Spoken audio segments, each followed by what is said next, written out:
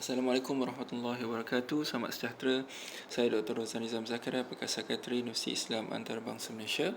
Hari ini kita akan berkongsi tips praktikal yang para guru boleh laksanakan dalam proses pembelajaran, terutama jika anda ada para pelajar yang menghadapi isu hyperaktif dan kurang tumpuan.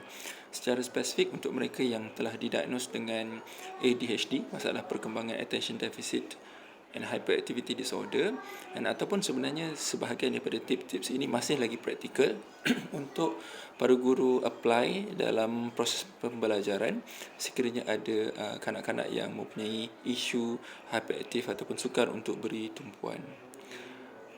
Saya mulakan dengan just sedikit recap tentang apa itu attention deficit and hyperactivity disorder.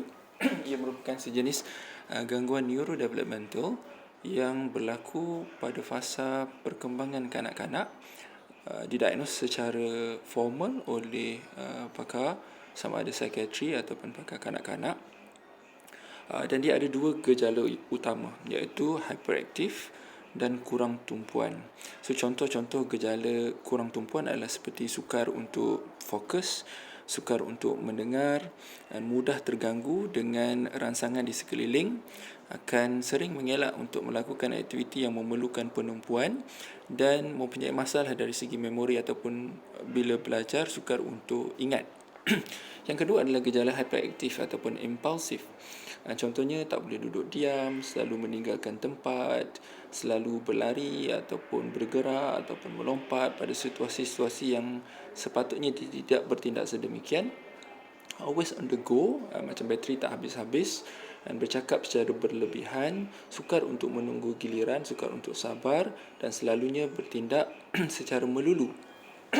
Sekiranya gejala-gejala ini berlaku secara berterusan dalam lebih daripada dua keadaan, tak kisah di rumah ke, di sekolah ke, ataupun di rumah pengasuh ke, dan mengganggu konfusian anak, dan ini adalah gejala-gejala yang selalunya kita lihat dalam masalah ADHD. Jadi perlu dapatkan penilaian, dan sekiranya doktor sahkan kanak-kanak ataupun pelajar tersebut ada ADHD, jadi para guru boleh faham inilah antara gejala-gejala yang mereka alami. Dan ADHD ini dia boleh datang dalam pelbagai level ataupun tahap, dan ada yang memang teruk, dan ada yang juga datang dalam keadaan gejala yang ringan. Oleh yang demikian, adalah tidak pelik sekiranya ada kanak-kanak yang doktor sahkan ADHD, tetapi pihak doktor mengesyorkan untuk kanak-kanak ini masih kekal dalam sistem aliran perdana ataupun mungkin inklusif, dan tidak mengesyorkan untuk mereka ke PPKI. Mungkin gejala itu ringan ataupun tidak ada masalah lain seperti contoh autism ataupun gangguan intelektual. Oleh demikian, adalah juga maknanya kita boleh expect ataupun jangka dan kanak-kanak yang ada ADHD ini mungkin akan berada di aliran perdana. Maka guru-guru yang berada di aliran perdana juga perlu didedahkan dengan tips-tips ini supaya mereka tahu dan ada perkara yang mungkin mereka boleh lakukan ataupun bantu untuk memastikan anak ini continue survive dalam aliran perdana pendidikan. So, apa dia 15 tips ni? So, saya akan kongsi satu-satu tips ni berserta contoh, dan kita mungkin boleh apply dan berdasarkan kesesuaian. Okay, tips yang pertama adalah konsistensi. Kanak-kanak yang ada masalah dari segi perkembangan, tak kisah autism ataupun ADHD, antara perkara yang penting adalah mereka perlukan rutin. Kerana rutin akan membentuk pengulangan yang mereka boleh jangka. So, bila pengulangan itu berlaku secara konsisten, maka dari situ mereka akan terdidik untuk belajar pattern dan mereka akan boleh follow pattern itu dari situ. Dan kanak-kanak lain dia mungkin lebih fleksibel, boleh belajar mengikut suasana yang berpelbagai dan berubah-ubah. Tapi kanak-kanak yang ada masalah perkembangan biasanya mereka perlukan konsistensi. Sebab bila tak konsisten, mereka akan mula keliru. Apa yang sebenarnya nak kena buat ni? Okey, contoh konsistensi ni apalah? Contoh konsistensi ni apa?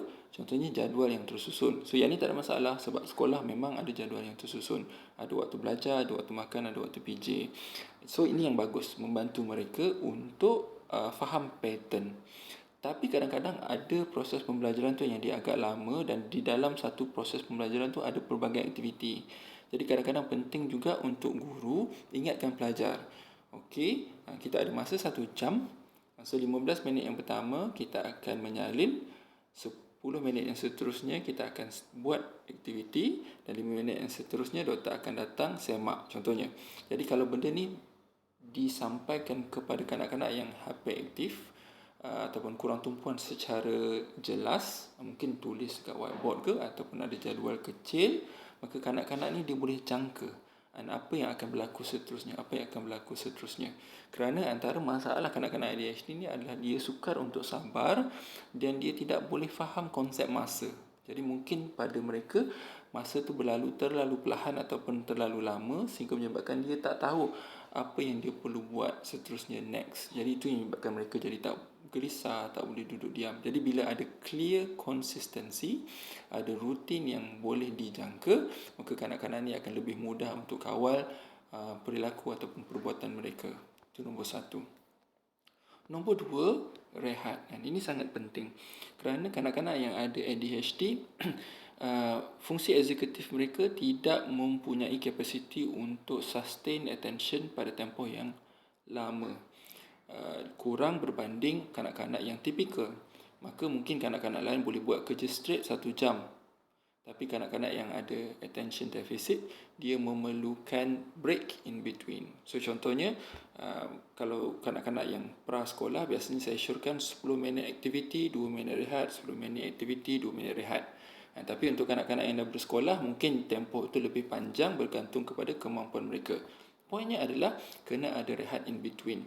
So rehat ini boleh jadi maknanya orang lain fokus straight, dia boleh berhenti sekejap, dan dia nak bergerak ke, dia nak keluar sekejap ambil angin ke, ataupun dia nak pergi korek pensel ke, kita kena benarkan. Dan sebab rehat itu penting untuk dia recharge balik dia punya bateri fokus dia. Dan kalau tak, bateri fokus dia akan habis, minit ke-20, minit ke-30, minit ke-40, dia akan start loss. Okay? So rehat itu penting. Yang ketiga, ini juga penting, yang guru-guru kadang-kadang tidak ambil perhatian, iaitu pergerakan. Untuk kanak-kanak yang hyperaktif, pergerakan ni adalah antara metod mereka untuk recharge. And so kalau kita suruh mereka duduk diam, jangan bergerak, tak boleh buat apa-apa macam dalam peperiksaan, so untuk tempoh 1 jam dia boleh jadi satu keadaan yang sangat menyeksakan mereka. Jadi kalau kanak-kanak yang di pendidikan khas contohnya, mereka boleh melompat, buat lompat bintang, cikgu bawa berjalan, berpusing. Tapi di pendidikan perdana ini mungkin agak asing. Orang lain akan nampak pelik kalau dia tiba-tiba nak bergerak tak pasal-pasal. Jadi mungkin antara cara yang guru boleh buat adalah libatkan pergerakan ini untuk semua orang. Sebelum mula kelas, semua orang lompat bintang 5 kali contohnya, ataupun tarik nafas, ataupun regangkan otot. Jadi benda ni nampak simple, tapi sebenarnya dia bantu mereka untuk recharge fokus. Ataupun pergerakan itu boleh berlaku secara functional. Contohnya, kanak-kanak yang hyperaktif ni, kita assign dia untuk buang sampah. Kita assign dia untuk padam papan hitam. Ataupun kita assign dia untuk datang dekat kita dan tunjukkan apa yang dia dah buat contohnya. Jadi pergerakan yang mungkin sedikit itu dapat sekurang-kurangnya bantu mereka untuk recharge kembali mereka punya fokus. Right. So yang seterusnya, kedudukan. Maksudnya position mereka dalam kelas juga penting, sebab kanak-kanak yang ada ADHD ni dia mudah terganggu dengan rangsangan sekeliling. Jadi jangan letak mereka di tepi tingkap, di belakang ataupun di sebelah murid yang bising. And so kena duduk dekat dengan guru atau dekat dengan kanak-kanak lain yang boleh bantu untuk ingatkan mereka. Elakkan di tempat yang terlalu banyak rangsangan, tepi akuarium ke, tepi pokok ke, kerana ini akan mengganggu mereka punya fokus. Yang seterusnya, pastikan bila kita beri arahan itu ringkas dan jelas. Ahmad, buka muka latihan, buka muka surat 5. Okey. Dan jangan bagi 10 arahan dalam satu masa. So, beri satu arahan yang ringkas dan jelas. Mereka dah buat, baru beri arahan yang seterusnya. Dan so, sama juga kalau arahan untuk besok hari ataupun minggu depan, dan kena ringkas dan jelas. Nak lebih baik lagi, sediakan dalam bentuk bertulis, kerana mereka ada masalah dari segi memori. Yang seterusnya, perhati dan periksa. Okey, kanak-kanak dalam kelas kita mungkin 20, 30, 40 orang. Jadi tak semua perlu perhatian yang sama. Kanak-kanak yang ada ADHD ada kalanya perlu perhatian yang sedikit lebih. Sebab tu bila duduk depan kita boleh bantu untuk fokus kepada mereka. Dan sekali-sekala kita kena periksa. Sebut nama mereka. Ahmad, dengar tak? Ahmad, dapat tak? Ahmad, dekat mana sekarang? Ahmad, muka surat berapa tu? And so bila kita periksa mereka, kita check mereka, so attention mereka itu akan terpelihara daripada deviated dengan distraction. Yang seterusnya adalah kita kena bantu mereka belajar cara belajar. Maksudnya apa? Kemahiran untuk belajar kadang-kadang kanak-kanak dia dapat sendiri, dia tahu tips, teknik, strategi. Tulis dekat tepi, bulatkan, potong dekat sini, tulis dekat sini, guna different colours. So these are all techniques yang kanak-kanak yang mungkin ada intellectual yang baik, tidak ada masalah perkembangan, tahu, mampu untuk buat. Tapi untuk kanak-kanak yang ada masalah ADHD, mereka perlu belajar untuk cara belajar. Contohnya, kita ajar dia guna timer. So, belikan satu timer, letak depan dia. Okey, selagi belum 10 minit, awak tak boleh berhenti, awak kena habiskan. Ataupun kita ajar dia, okey, muka surat yang awak tak perlu tengok, awak tutup dengan kertas putih. Ataupun bila awak buat kira-kira, awak buat satu kotak dekat tepi, awak tulis safer dekat situ. Ataupun awak guna lidi, ataupun awak guna biji saga, atau apa juga cara yang pada kita akan bantu anak ni untuk dapat apa yang kita nak ajar. Maksudnya, poin saya adalah jangan expect mereka untuk dapat sendiri, ataupun tengok kawan-kawan dia orang buat sendiri. Sometimes kita kena duduk dan tunjuk pada mereka cara untuk mereka belajar. Yang seterusnya adalah kurangkan aktiviti menyalin. So saya perasan kadang-kadang ada setengah-setengah subjek memang cikgu tulis di papan hitam dan minta murid untuk salin. Aktiviti menyalin ni sebenarnya agak sukar bagi kanak-kanak yang ada ADHD sebab dia memerlukan sustain attention. Jadi bila mereka dah lost dan rasa lambat untuk menyalin, mereka ketinggalan, di situ mereka akan start hilang motivasi untuk menyudahkan kerja, aktiviti ataupun akademik yang mereka ada. Jadi kadang-kadang kita boleh adjust ataupun ubah untuk kanak-kanak yang ada ADHD dan kita gunakan buku teks ataupun photostat untuk mereka, ataupun snap gambar dan beri pada ibu ayah untuk mereka salin di rumah.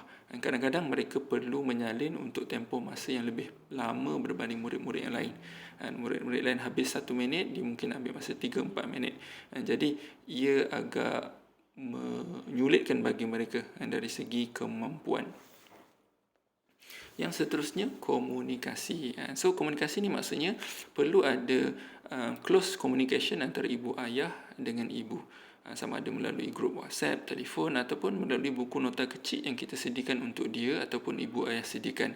Sebarang pesanan yang kita nak sampaikan kepada pelajar ataupun ibu ayah, kita tuliskan dalam buku nota tersebut ataupun minta pelajar untuk tulis. Dan supaya kanak-kanak ini dia tidak lost. Antara masalahnya adalah mereka susah nak ingat cikgu pesan apa, cikgu kata apa, besok kena buat apa, minggu depan ada apa, kena buat buku apa, kerja sekolah ada apa. Jadi bila ada nota 555 ataupun buku kecil ataupun jurnal yang mereka ada, kita boleh gunakan sebagai medium untuk mereka ingat apa yang mereka perlu buat seterusnya. Dan ibu ayah juga boleh sambung bantu di rumah. Contohnya kita tulis kat situ pesanan untuk ibu ayah. Ahmad masih belum selesaikan 3 soalan yang terakhir sebab dia belum sempat salin. So minta dia salin daripada muka surat 30 buku teks bahasa Melayu. Jadi clear and concise, ibu ayah tahu apa yang nak disampaikan kepada anak-anak bila sampai di rumah. Yang seterusnya juga penting adalah pujian dan ra'i. And so puji dan ra'i ini adalah antara perkara yang akan stimulate anak-anak ni untuk sustain ataupun maintain tingkah laku yang baik. And so contoh, bila anak tu dia duduk diam, kita sebut pada dia, bagus Ahmad hari ni boleh duduk diam dalam kelas cikgu. Macam itulah cikgu suka. Cikgu suka bila Ahmad duduk tak kacau orang lain. So bila kita sebut secara jelas apa yang dia buat sehingga dia deserve pujian, anak-anak akan boleh relate. Oh, rupanya duduk diam ni benda yang cikgu suka. Dan sekali-sekala reward mereka, raikan. Dan rai ni tak semestinya kena bagi hadiah.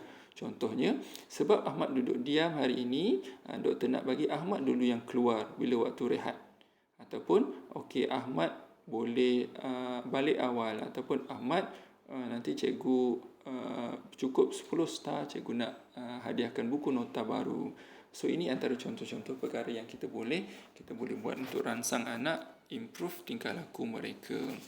Yang seterusnya, elakkan hukuman. And so kepada kanak-kanak yang ada ADHD, kadang-kadang hukuman seperti berdiri ke ataupun tak dapat apa yang orang lain dapat akan beri kesan yang agak signifikan kepada mereka, menyebabkan hilangnya motivasi mereka untuk belajar, tak nak sekolah, rasa tak seronok ataupun jadi takut dengan cikgu. Jadi seboleh-bolehnya elakkan hukuman kepada kanak-kanak yang ada ADHD. Cuba faham bahawa masalah mereka adalah berkaitan dengan ADHD yang bukan perangai mereka. Yang seterusnya, kadang-kadang kita kena fikirkan alternatif dalam alat bantu belajar untuk mereka. Dan kadang-kadang mereka lebih memahami dengan baik secara audio ataupun secara visual. So mungkin kita boleh beri tambahan dalam bentuk bagi link ke untuk YouTube yang mereka boleh tengok kemudian. Ataupun kalau sekolah menengah contohnya, mereka sukar untuk menyiapkan esei. Jadi kita beri pilihan mereka menaip esei tersebut berbanding menulis dengan tangan. So bila mereka ada alternatif, dia bantu mereka untuk masih completekan task yang diberikan tapi dengan kaedah yang membolehkan mereka untuk membuatnya dalam keadaan within mereka punya kemampuan. Alright. Satu lagi adalah sistem buddy. Sistem buddy ni maksudnya kita pairkan kanak-kanak ini dengan mentor ataupun kanak-kanak lain yang lebih matang ataupun lebih teratur dari segi tingkah laku, mungkin pandai ataupun lebih disiplin. Dan kita beri tugasan kepada kanak-kanak ini. Tugasan awak adalah untuk duduk sebelah Ahmad, dan bila nampak Ahmad lost, awak tanya Ahmad apa yang awak boleh tolong, ataupun ingatkan Ahmad, tunjukkan Ahmad muka surat mana, ataupun ingatkan Ahmad buku apa yang kena keluar. So buddy system ini akan bantu juga guru untuk kurangkan untuk bantu ringankan bebanan guru. Dan mungkin kita boleh reward kanak-kanak yang jadi buddy ini dengan sijil khas dan sebagainya untuk raikan mereka punya kelebihan. Seterusnya, ada kalanya dalam sistem pendidikan kita kena ubah suai cara kita membuat penilaian. Ada sistem penilaian yang mungkin tidak sesuai untuk kanak-kanak ADHD. Contohnya, kanak-kanak yang tipikal mungkin boleh jawab peperiksaan dalam tempoh 3 jam. Tapi bagi kanak-kanak yang ada ADHD, 3 jam tu tempoh yang lama. So mungkin kita boleh break tempoh masa menjawab itu sepadan dengan tempoh penumpuan kanak-kanak tersebut. Ataupun kalau orang lain dia perlu buat assignment dalam grup, kalau kanak-kanak ada ADHD sukar, kita beri dia tugasan individu. Ataupun mungkin orang lain perlu buat aktiviti yang memerlukan menulis dan kanak-kanak ni sukar, kita ganti dengan aktiviti menaip ataupun mengumpul gambar, tampal dan sebagainya. So ubah suai cara kita menilai. In fact, kanak-kanak yang ada OKU pembelajaran, dan kita boleh adjust sistem peperiksaan dengan tambah masa, ubah posisi peperiksaan dan sebagainya. Itu tertakluk dalam kelebihan yang mereka layak untuk dapat disebabkan oleh masalah perubatan yang mereka ada. Dan akhir sekali yang ke-15 yang saya nak tekankan kepada guru-guru dan juga para pendidik, jangan putus asa dengan mereka yang ada masalah dari segi perkembangan, sama ada ADHD, autism ataupun intellectual disability, kerana mereka juga ada kelebihan mereka sendiri.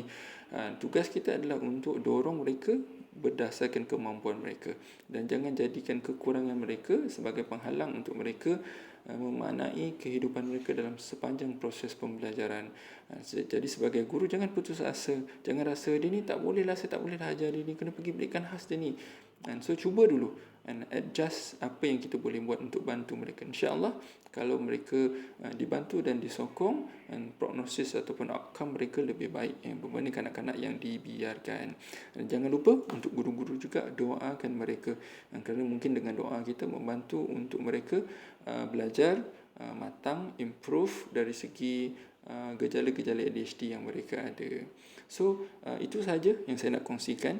Mudah-mudahan ibu ayah dan guru-guru, para pendidik boleh belajar sesuatu dan cuba apply dalam sistem pendidikan kita.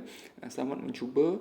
Kalau ada seorang pun kanak-kanak ADHD yang kita bantu dan asbab bantuan kita itu mengubah kehidupan mereka pada masa akan datang, mudah-mudahan setiap amalan ataupun kejayaan yang mereka hadapi kemudian, kita akan ada saham dia, insyaAllah.